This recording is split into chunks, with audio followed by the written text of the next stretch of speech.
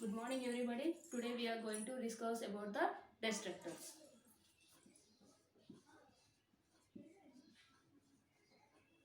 Now, what is meant by destructor? Before going to the destructors, first of all we need to know about the constructor. Now, what is constructor? Already we discussed in the last video. Constructor is a function, right? Constructor is also a function which has same name as a class name, and this is used to allocate the memory of the object, right?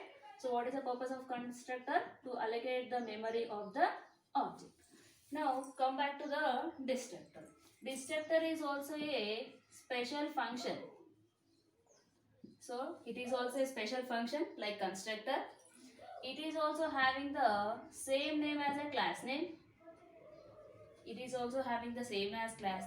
But it is followed by tilde symbol. Constructor is used to allocate the memory, whereas destructor is used to deallocate the memory.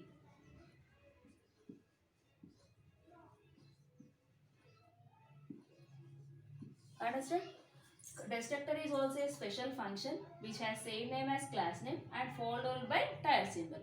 So constructor is to allocate the memory, whereas destructor is used to deallocate the memory. That means as soon as your program is going to be completed, then the compiler internally calls the destructor function in order to destroy your object. Now we'll see example. Now tilde symbol,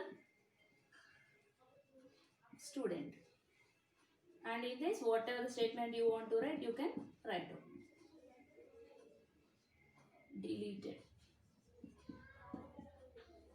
So this is an example of destructor. So this to be enclosed in a class, and this function is called when the object of your program is completed. Compiler internally automatically calls to the destructor, whereas constructor is called when the object is created.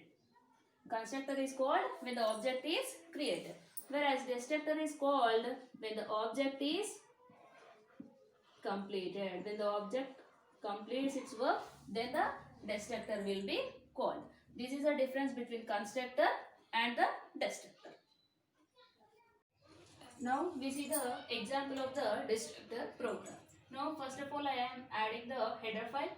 Now class name, public is a keyword, int a. I am initializing a variable a. Now what is this? It is a constructor which is same name as a class name.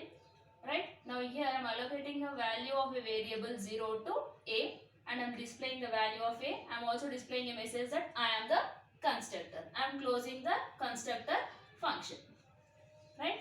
Now next I am writing what? Destructor. Same name as a class name, which is followed by tilde symbol. Now and destructor message is displayed. Now this is the destructor. Always destructor to be enclosed at the end of the class. Now void main, I am creating the object for the student class. As soon as you create the object for the student class, constructor will be executed by the compiler directly. That means without calling a function, internally compiler will call the function as constructor. So this message will be displayed and the value of a is also displayed, and now here we are not writing any of the statements. So that means the work of the object is over. Now compiler will call destructor function here. So what will be the output? A is equals to 0. I am constructor message will be displayed first. Then here we does not have any statement. So control directly moves to the destructor. Why? Because if you have any of the statements over here, so these statements will be executed.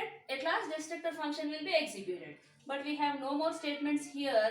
The work of the object is completed. Now compiler will call automatically the destructor. In this destructor message is executed.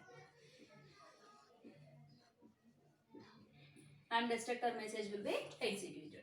So this is the example program of the destructor and the difference between constructor and destructor.